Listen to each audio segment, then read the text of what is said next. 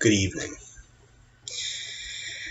I just got home from work, and I would like to be enjoying tonight's football game between the Eagles and Falcons. However, I have to rant, and I need to try to keep my voice down because all my other roommates are sleeping now, so it's like, to keep it in. But anyway, I have a bad driving story to tell you. And listen, before you hit the pause or the stop button, I promise you, I guarantee it is good.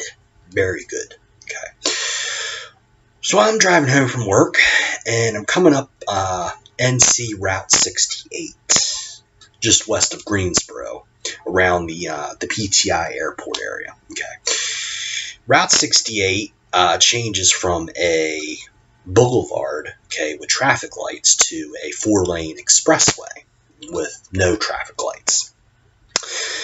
So I'm driving, and I'm in the left lane, and I see all this traffic in the right lane. Speed limit is 55, and I'm doing my usual 10 over, about 65. Very reasonable and prudent. No, 10 over is not speeding. 15, 20 over? Yeah, that's speeding in my definition. Okay. So I'm coming up and I notice traffic is getting thicker. And I'm like, why in the world is traffic getting thicker when it's 9:30 on a Thursday night in September when school's in session? Well, I keep going and I see it's a police car. And the speed limit is 55. He's doing about 57. And he does have an opportunity to get over, but he chooses not to. So therefore, he is impeding the flow of traffic.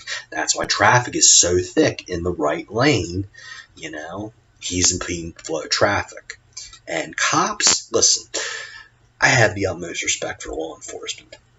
However, when you're not going to a call, you need to set a good example for everybody else.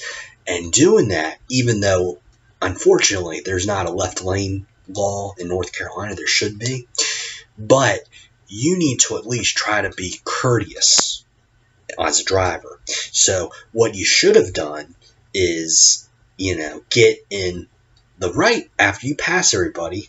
You should have taken the opportunity to go into the right lane.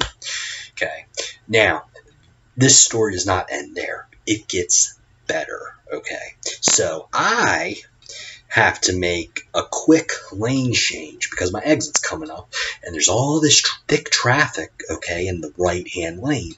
My exit is in the right-hand lane, okay? Fortunately, the road goes from 2 to 3 lanes, so this helps, but still, I got to make a fairly quick lane change, okay? So now I get in the far right-hand lane, okay? And I put my blinker on, unlike everybody else in North Carolina and Southeast. I actually use this thing called a turn signal on the right hand of my steering wheel, which is very helpful, I would say. Very, very helpful. So I do that, okay? And I turn, and I'm going on the on-ramp. And this on-ramp is what you call, it's an on-ramp going from one expressway to another expressway. And it just, it's a very gentle, straight on-ramp. So the speed limit's going from 55 to 65. So I'm getting her up. I'm already doing 65 and 55. So I was like, okay, well, I'm going to probably do about 70. Okay. I get to, as I'm getting on the on-ramp, there is a car, okay, and it's stopped right on the on-ramp to go from NC 68 to I-73. And he's stopped. He has his lights on, but no flashers, okay? And to make this story even better, you know what he does? He turns his reverse lights on. He wants to back up on a freaking on-ramp. You believe that? And there's no way to turn around. What he has to do, he wants to back up and drive onto this hill, okay, into the grass and get back on NC 68. Okay, well, this point, I realize I'm in a very dangerous situation. I slam on my brakes, okay, and I beep the horn at him, okay. Fortunately, I stop, okay, in time.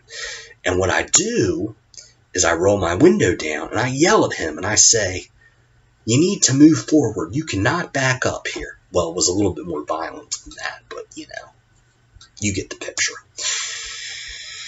Meanwhile, I'm praying to God nobody else hits me because there's like 3 or 4 cars coming at one time because remember that cop failed to move out of the left lane, so you got all this traffic bottled up that wants to go from Route 68 to I-73. Okay. So, meanwhile, this traffic, they slow down. Fortunately, they don't hit me, but they go right around me and no blinker at all or anything. I mean, they don't give a damn at all. It's unfortunate. So I wait for all the traffic to go by. And then what I do is I turn my blinker on to let this idiot, who is now stopped in the middle of the freaking on-ramp, okay, turn my blinker on, and I roll my passenger side window down, and I yell at him. I say, dude, what are you doing? You cannot back up here. And he just looks at me like, very straight face, like he's not doing anything wrong. And I don't know what he did after, being stopped in a high-speed freeway ramp. I don't know if he listened to me or he probably continued doing what he was doing, backing up and just going, driving on the grass. But here's the takeaway from this story, okay? If that cop that was impeding traffic in the left lane on Route 68, if he had been over, okay, in the far right lane, I think he would have seen this moronic driver who was stopped dead center in the middle of high-speed traffic in a high-speed on-ramp, and he sure as, Marylanders make good crab cakes, he would have given him a ticket, would have flashed his lights on, and then it probably would have been less of a dangerous situation than it was. But instead, the cop, he was in the far right lane on NC 68 and never saw this moronic driver. So, two-parter. Listen, cops, you need, when you're not going to a call, you need to drive and set a good example. Okay? After you pass people in the left lane, you need to get over, okay? And another thing, to that moronic driver, you, sir, are dead wrong on what you did. If you realize that you made a wrong turn, you need to do what we sensible, good drivers do, and we just move forward and continue to move forward, okay? And we get off at the next exit, okay? And then we come back onto the on-ramp going the other way, okay?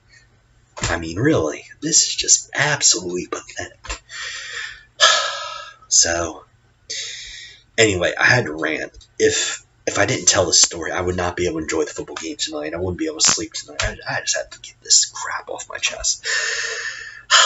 For the conservative Pelican, who thankfully, by the grace of God, did not get in an accident tonight. Thank you, Jesus. For the conservative Pelican, I am Bobby Crawford. Thanks for watching.